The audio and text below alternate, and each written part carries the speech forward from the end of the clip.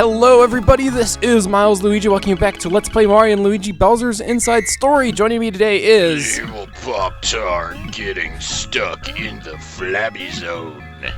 Stuck in the flabby zone. I suppose since this is the first time we pointed out in the Let's Play, unfortunately Higsby will not be taking part in the Let's Play, at least for a while. See your announcement video. We announced it already, so... See announcement video. See announcement video. So you guys are stuck with me. But that's okay, I can entertain. Can I not? Are you not entertained? You shall be. Right now I'm trying to get past this rally block, because this rally block will give me a whole bunch of attack pieces, but I seem to be failing pretty badly at it, actually. Yes, you seem to be failing pretty hard right now. Fail. Yeah, but last time Bowser became morbidly obese after eating a ton of food, and now it's up to us to get him out of the situation he's in. Also to save the princess, because we found the princess in the fat zone. That we did. About time we found her. Of course, she's hiding out in the fatty zone. There's actually a theory video that I watched, because apparently ever since like the Game Theory channel became like a huge channel, there's a lot of other like video game channels that are doing like game theory-esque videos, and I saw one that theorizes that actually Princess Peach and Bowser are in a secret relationship. And I was actually thinking, well, if we were to take this theory as true for what it is, you know, it is just a theory, this is a really interesting situation we're in. She's screwing a turtle versus a plumber. Come on now. What kind of low-life fanfic are we dealing with here? When you put it that way, though, yeah. I don't see what a turtle has versus, you know, Mario and Luigi. I mean, I could see her cheating on Luigi with Mario, and you know, vice versa. But just saying. Okay, enough of this. Don't. We're not going down. You know, we're not going down this path. We're not going down this path for us. Okay. We actually just remembered a new ability, because the way the abilities generally work in this game is Mario and Luigi are like, oh, look at this thing. Oh, we remember what we can do. We can do a spin jump. So we re-remember the spin jump. I will give the game this. It's at least not Other M. On one hand, yes, we're kind of just re-remembering abilities, and Mario and Luigi are like, oh, wait, I remember we can do this. It's not like Other M, where it's like we have to wait for somebody to be like, you are now authorized to use the spin jump. So on one hand, it was like the power was in us all this entire time to do spin jumps, but we had to remember the ability. At least it didn't give us a freaking tutorial on how to do it again. Well, we did, but I skipped it. Oh, it did? I didn't notice that. Lovely. I skipped it for you, Evil Pop-Tart. And the game actually puts Luigi on the bottom and Mario on top, like everything is correct with the world, unlike Partners in Time, which messed that part up. There we go. Let's go ahead and enter into this small area here. And if we flap up all this flab, you'll find out that we actually have to do something interesting. We have to build a bridge, actually. And it's not really easy to build a bridge. As I mentioned, this flabby stuff, you have to press A at a specific time to jump high, and it's like a really small window to press the A button. So you have to awkwardly press the A button at the right time to be able to build this bridge, to be able to push this button. But there we go, we did it. Like that, let's go ahead and continue on forward. Not quite what I wanted to do. Unfortunately, now I can press the R button 3 times instead of just twice to swap between the jumpers and the hammers. And we're not talking to the quiz guy, because once again, we can take a look at the map and see which way is the right way or the wrong way. But in case we want to try to talk to the quiz guy, we will learn that, well, he's exactly the same as the other ones. He's a quiz guy. Yeah, I don't know about you, but I don't feel like talking to this guy. Nope, you can go away. We're busy trying to get you in shape. Bowser needs to be in shape. Bowser's is an interesting situation. He fell through the floor and he's stuck. Could you imagine you have to call him to work? Today, I can't come to work. I kind of fell through my floor at home. I got really, really fat and fell through my floorboards. I'm still very curious to see how we're going to suck all this fat out, whether it's going to be liposuction or if we're going to stick him on a really large treadmill. Well, we'll see when that moment comes up, though. That'd be really embarrassing. Unless you work from home, but then again, you're kind of stuck on the floor. It's kind of hard to work at home when you're stuck on the floor.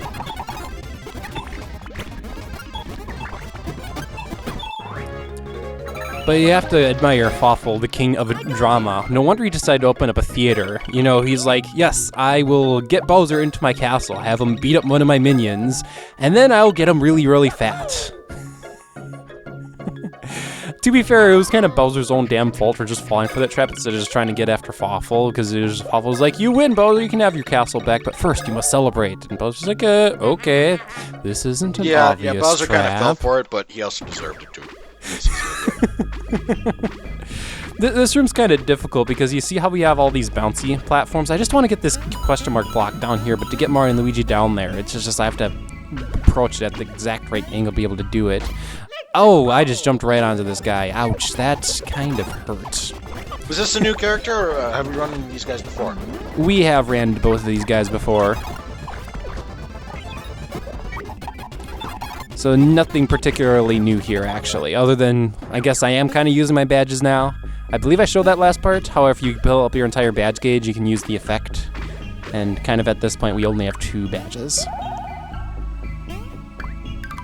There we go. So if we take a look here at the map, the map is the select button. You can see red pipe just kind of dumps you off. Green pipe takes you forward. Let's go ahead and take the green pipe. And that actually brings us to a save point, a very suspiciously placed save point just in the middle of the room. No, it's not suspicious. It's on purpose, of course. How obvious. We still got a lot of ways to go through the flabby zone. There's quite a bit of the flabby zone. I've missed some things, and that's because I haven't taken the incorrect paths yet. So what I'm going to do here is I'm just going to go ahead and heal up Mario and Luigi. I'm going to go ahead and save. And if you ask me, I need to explore some more areas, especially when you take a look at the... No, I deny you to. No, don't. Go to the main story, for God's sake. I don't want to see all the flabby zone. You don't want to see all the flabby zone? What the hell is that? What the hell? That is a whole bunch of weird ball things. That was the thing that kidnapped the princess earlier. Ah. Oh yeah, okay. Ah, it's suffocating her. Let's ignore her and check out the rest of the flabby zone. Ah! Alright, I suppose. Damn it. Because I did actually This miss better some be good, attack though. pieces. I'm just saying. Okay. Ooh, what's in this red pipe? No, the map is like indispensable in this area, just with how helpful it is to help you get around this place. Well, other than the chicken legs on the bone, not chicken legs. Speaking of chicken legs, I'm making chicken wings. None of you can have any. They're mine.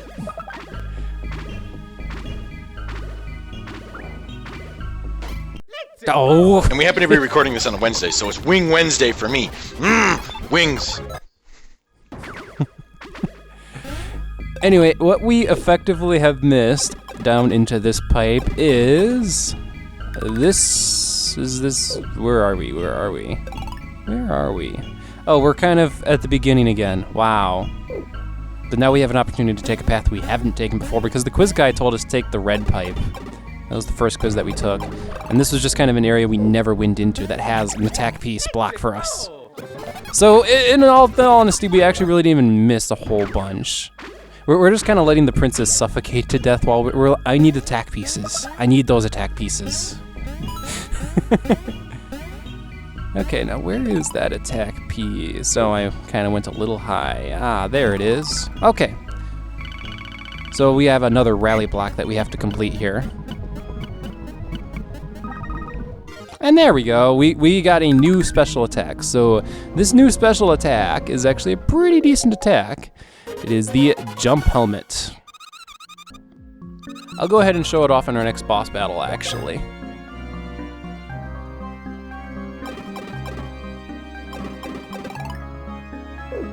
But let's go ahead and actually get back to the princess because, well, yeah, she's kind of suffocating at the moment.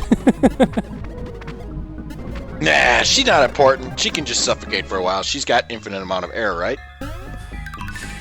If it's anything like the Mario Brothers, she could just breathe underwater forever.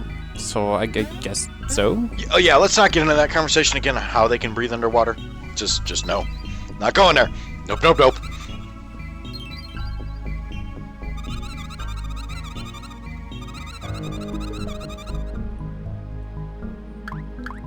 So what can we do to get rid of all the balls? Oh, yeah, kind of use our remembered ability, spin jump.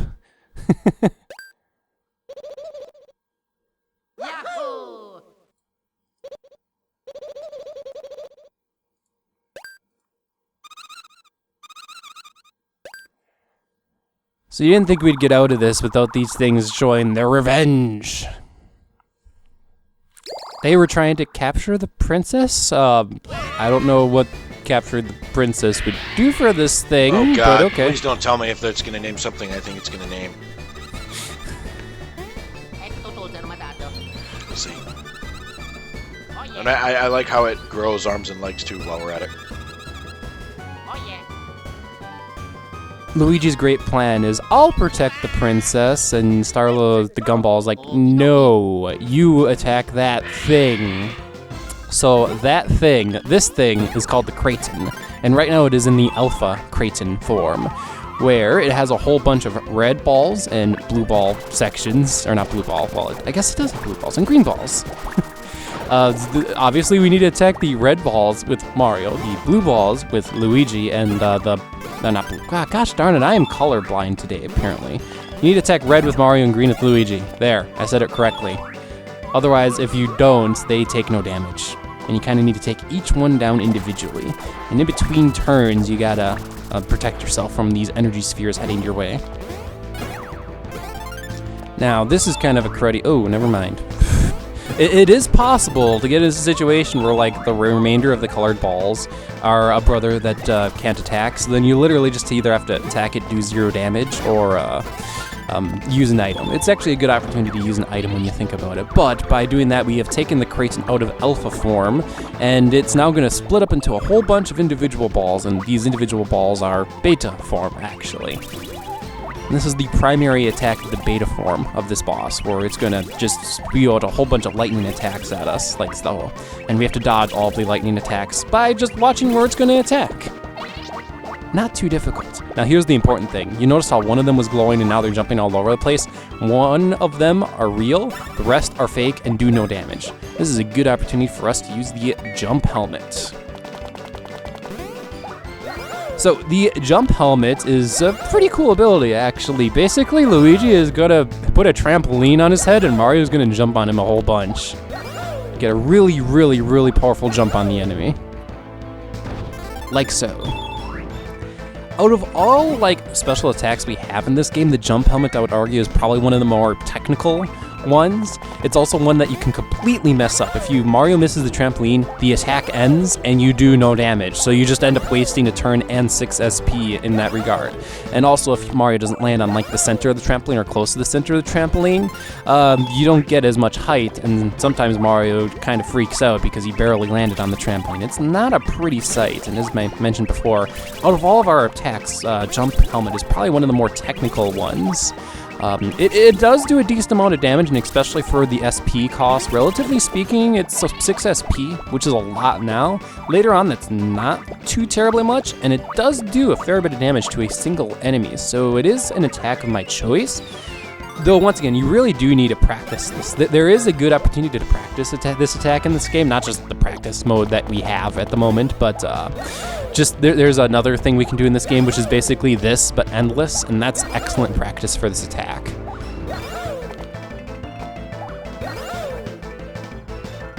There we go. So these Carotines, or whatever you want to call them, it's a pun on actually a thing called a carotene. Now you might be wondering, does a carotene have anything to do with fat? No. No, it's synthesized by plants, and it's not even something that's made by animals, meaning that this thing probably came from the carrot that Bowser ate earlier in the game. Artificial. No, I say it's artificial. You say this is entirely artificial? It has to be. You don't think it came from the giant carrot? Nope. Okay. Thankfully, like, out of all things, this boss might take a little bit to take down, but his attacks aren't too terribly difficult to dodge. Now, he's going to go back in the alpha form after a couple of turns. Now, there is a way to technically speed this form up by using the fire flowers, which kind of works, but each of the individual, like, alpha Kretins themselves have, like, 24 HP, so the fire flowers only really work their best if you have a really, really, really high attack stat, or something like that, to be able to get punched through it. And not only that, if one of the Kretins pull up a shield like that, you can't attack it at all. Even though Mario and Luigi are technically attacking together, it doesn't make a lot of sense. No, it doesn't. And there we go. So like that, we have defeated the Kretin before theoretically Bowser got a fever and the Kretin just died, because that's what would have happened. We should be happy that Bowser hasn't gotten a fever yet, because it would be a bad thing for us too. You'd think he'd be really stressed out being stuck in the floor this long. Yeah, he'd have to be losing some blood circulation or, getting pretty dizzy, be trying to hold himself up because, he's so fat and can't hold up his own body weight right now. His muscles would have gave out and he would have just fell right through the floor. Falling right through the floor, through the floor, through the floor. That boss battle actually took me a couple of tries, not too many, I think only 3. Just because I wanted to get the fast battle on that. In order to get a fast battle, you have to get like all excellence on jump helmet. And while I'm decently good at jump helmet, I'm not perfect at it. But it's a hard. It looks like a pretty hard skill to time sometimes. It looks like it takes practice. It does. It absolutely does. So there is a room up ahead, so we're not quite done with the flabby zone here. So Starlo, the gumball, has a brilliant idea. Tell you what, I'll guard the princess and you two go on ahead. Boy, that is such a great idea. Wouldn't you agree, evil Pop-Tart? Nope, not a good idea. Because let's face it, Gumball is pretty much useless. He's a freaking Gumball. What's he gonna do?